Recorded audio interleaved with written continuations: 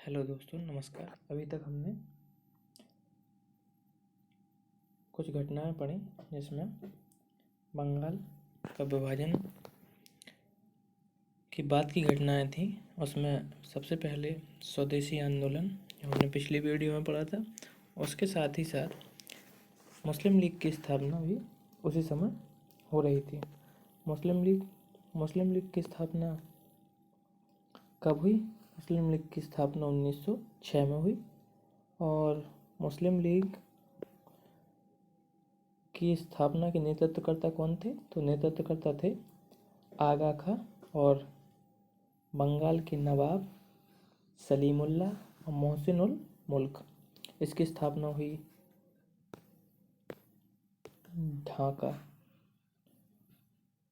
ढाका, जो वर्तमान बांग्लादेश की राजधानी उस समय पूर्वी बांग्लादेश में था। पूर्वी बांग्लादेश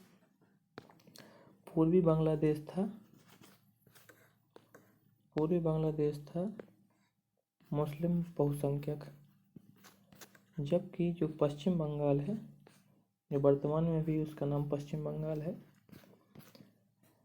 उसमें थे हिंदू बहुसंख्यक। इसलिए अंग्रेजों के द्वारा उसका विभाजन किया गया था बंगाल का। तो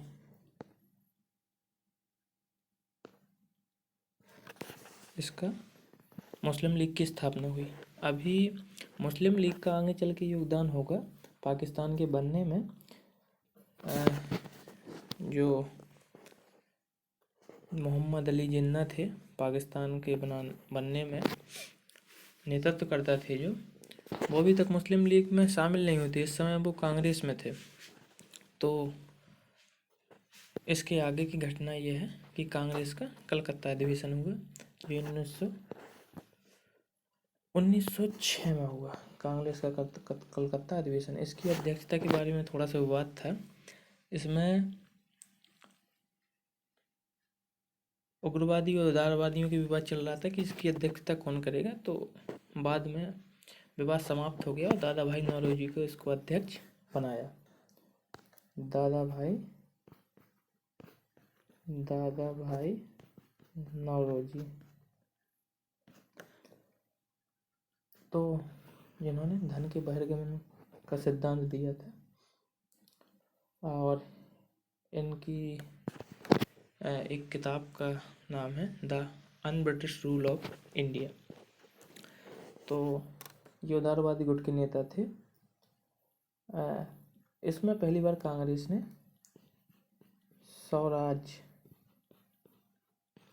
स्वराज की मांग की।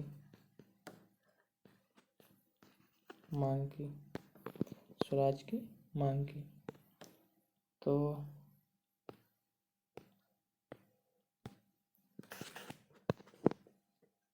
स्वराज की मांग की कांग्रेस ने पहले स्वराज की मांग रही। इसकी आगे की घटना कुछ इस प्रकार से है कि कांग्रेस का विभाजन जो 1907 में हुआ। कांग्रेस का विभाजन 1907 में हुआ। ये अधिवेशन हुआ था सूरत। इसको ये बड़ी मोस्ट इम्पोर्टेंट क्वेश्चन बनता है यहाँ से कि कांग्रेस का विभाजन कब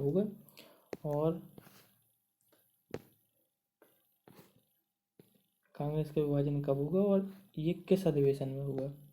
तो हमें ये याद रखना है कि कांग्रेस का विभाजन 1907 में और सूरत अधिवेशन में हुआ। इसकी अध्यक्षता विभाजन इसलिए हुआ था क्योंकि उदारवादी चाहते थे कि अध्यक्ष रासबिहारी घोष बने, जबकि उग्रवादी चाहते थे कि रासबिहारी बोस। कुछ पुस्तकों में बाल गंगाधर तिलक लिखा है। तो वाट एवर जो भी हो, अंत में जीत उदारवादियों की हुई और रासबिहारी घोष इसके अध्यक्ष बने। रासबिहारी घोष के अध्यक्ष बने और कांग्रेस का विभाजन हो गया। इसके आगे की घटना, अब हर चीज़ तो लिखी नहीं जा सकती है, तो इसके आगे की घटना ये है कि मार्ले मिंटो सुधार कब हुआ। कौन सा? मार्ले मिंटो सुधार।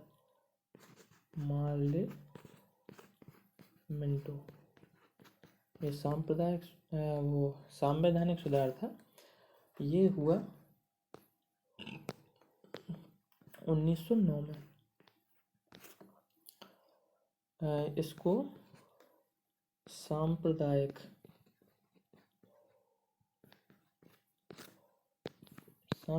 निर्वाचन के नाम से भी जानते हैं। सांप्रदायिक निर्वाचन, ये क्वेश्चन आ जाता है कि सांप्रदायिक निर्वाचन को किसे जानते हैं, तो ये पार्लियामेंट्री सुधार को जानते हैं। ये 1909 में हुआ था।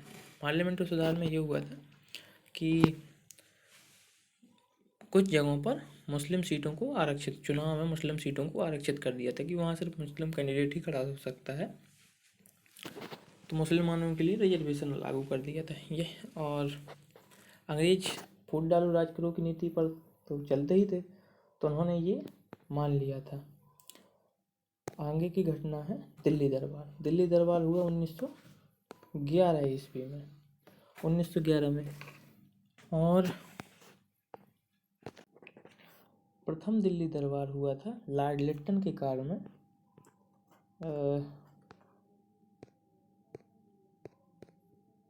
किसके काल में? लॉर्ड लिट्टन के काल में 1877 में, जिसके समय में वर्नाकुलर प्रेस एक्ट आया था, सेंसरशिप एक्ट, उसके समय में हुआ था प्रथम दिल्ली दरबार। और द्वितीय दिल्ली दरबार हुआ था लॉर्ड कर्जन के समय में। आधुनिक भारत के इतिहास में जो वनडे एग्जाम है उसमें वायसराय के नाम मोस्ट इम्पोर्टेंट रहते हैं। वायसराय के समय की घटना कौन कब हुई थी, तो ये हमें बहुत ही याद रखना है, बहुत ही इम्पोर्टेंट रहते हैं। तो लॉर्ड कर्जन, जिसके समय बंगाल का विभाजन हुआ था, उसके समय पर हुआ था। और तृतीय दिल्ली दरबार ये हुआ था आपका लॉर्ड हार्डिंग के समय में 1911 में। तो इस समय पे इंग्लैंड के सम्राट जॉर्ज पंचम अपनी रानी मेरी के साथ यहाँ आए थे। तो उस समय भारत में बंगाल विभाजन के विरोध में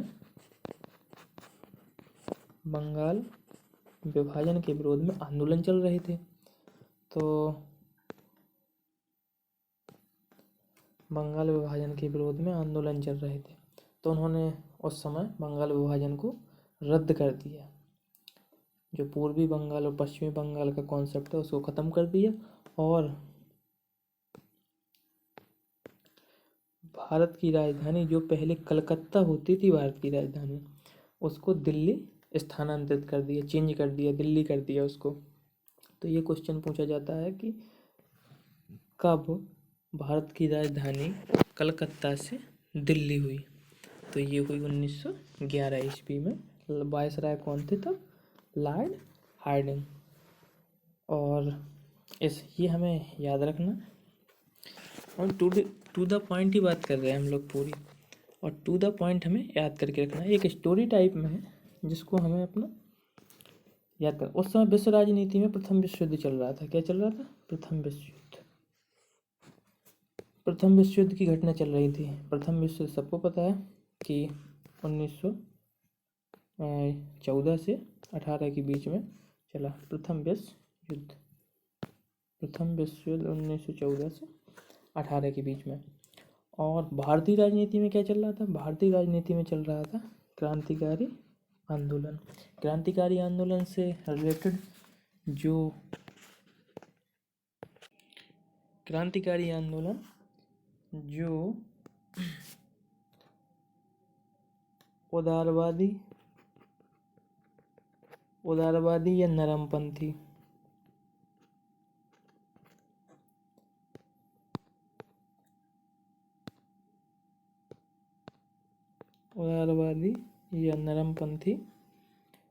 उग्रवादी या गर्मपंथी के बाद जब इनसे कुछ नहीं हुआ, स्वतंत्रता प्राप्ति या स्वराज्य की प्राप्ति नहीं हुई, तो क्रांतिकारी आंदोलन या राजनीति आरंभ हुई। उस समय इसके नेतृत्व करता थे भगत सिंह, चंद्रशेखर आज़ाद, राम प्रसाद बिस्मिल और भी बहुत सारे लोग थे। इन्होंने कहा कि जब नरमपंथी राजनीति और गर्मपंथी राजनीति असफल हो रही है तो ऐसे में लोगों का विश्वास बम और पिस्तौल की राजनीति में आरंभ हुआ। तो इनको प्रेरित करने के लिए बहुत ही अच्छी किताब है जैसे युगांतर, बंदी जीवन को तो क्रांतिकारियों के किसको, बंदी जीवन बहुत ही इम्पोर्टेंट है, आ जाती है परीक्षा में। बंदी जीवन को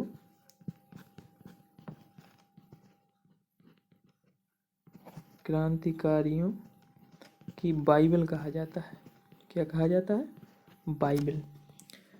बाइबल कहा जाता है। इसको लिखा है किसने? सचिंद्र नाथ सान्याल ने। किसने? सचिंद्र नाथ सान्याल ने इनके द्वारा लिखा गया। इससे प्रेरित होकर इन्होंने, और उसी समय 1917 में रूस की क्रांति हुई, यहाँ से प्रेरणा मिली। तो भारत में भी क्रांतिकारी आंदोलन प्रोत्साहित हुए और तो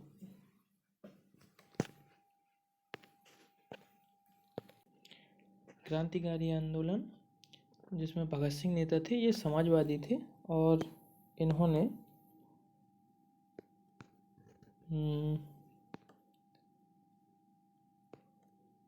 कहा कि मैं एक समाजवादी हूँ, तथा उसी समय इन्होंने काकोरी ट्रेन डकैती जो 9 अगस्त 1925 को हुई, इन्होंने डकैती की और कहा कि ये हमारा धन है, इस पे हमारा अधिकार है। और ये बड़ी इम्पोर्टेंट घटना है, इसको हम आगे डिटेल में पढ़ेंगे। नेक्स्ट है भगत सिंह ने भारत नौजवान सभा की स्थापना करी। किसकी? भारत नौजवान सभा की स्थापना की भगत सिंह ने। इम्पोर्टेंट क्वेश्चन है, आ जाता है कि किसने की भारत नौजवान सभा की। तो 1926 में इन्होंने भारत नौजवान सभा की स्थापना की। आगे चल के इन्होंने हिंदुस्तान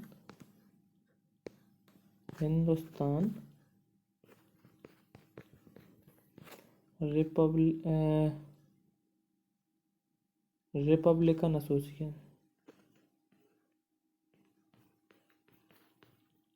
एसोसिएशन की स्थापना की।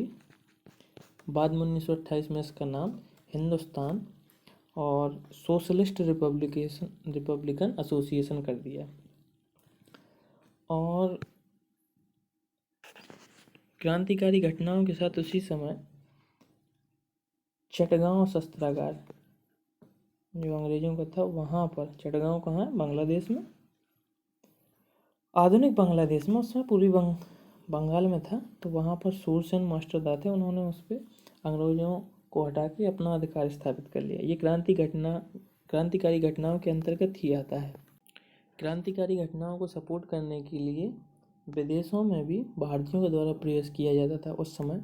जैसे फ्रांस में श्रीमती भीकाजी कामा ने पेरिस में क्रांतिकारी विचारों के प्रसार के लिए वंदे मातरम पत्र का प्रकाशन किया और इन्हें मैडम भीकाजी कामा, इनको क्रांतिकारियों की जननी कहते हैं, माता कहते हैं, क्रांतिकारियों की माता कहते हैं। इन्होंने सपोर्ट किया। और अमेरिका में उस समय क्या हो रहा था? अमेरिका में हो रही थी गदर पार्टी। गदर पार्टी की घटना बड़ी इम्पोर्टेंट है। तो गदर पार्टी या गदर आंदोलन, गदर क्या थी? गदर एक साप्ताहिक पत्रिका थी, सप्ताह में एक बार निकलती थी। इसी के द्वारा आगे इसका नाम, इसी के नाम पर गदर पार्टी कर दिया। इसकी स्थापना की लाला हरदयाल ने और इसके साथ थे सोहन सिंह भाखना और भाई परमानंद आदि लोग थे। इन्होंने क्या किया कि ये वहाँ से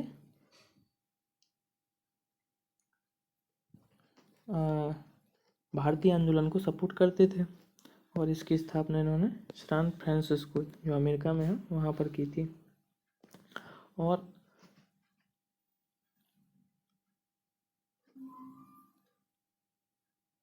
और इन्होंने गुरिल्ला पद्धति जैसा क्वेश्चन आ जाता है कि गुरिल्ला पद्धति का उपयोग सर्वप्रथम किसने किया, तो सर्वप्रथम किया था शिवाजी ने। और गुरिल्ला पद्धति होती क्या है? गुरिल्ला पद्धति वो होती है जिसमें शत्रु को दिखाई दे बिना उसके ऊपर आक्रमण किया, जैसे छुप के वार करना कहते हैं, वो होती है। तो उसका प्रयोग करने के बारे में बताया गया। आगे की घटना है कामागाटा मारू जहाज विवाद। अब कामागाटू मारू सबसे बड़ी चीज़ है कि कामागाटा मारू, यही पूछ लेता है कि ये है क्या। तो एक जहाज विवाद था जो 1914 में हुआ क्या था कि गुरुदत्त सिंह थे जो भारतीय व्यापारी जो सिंगापुर में रहते थे। इन्होंने पूर्वी एशिया के भारतीय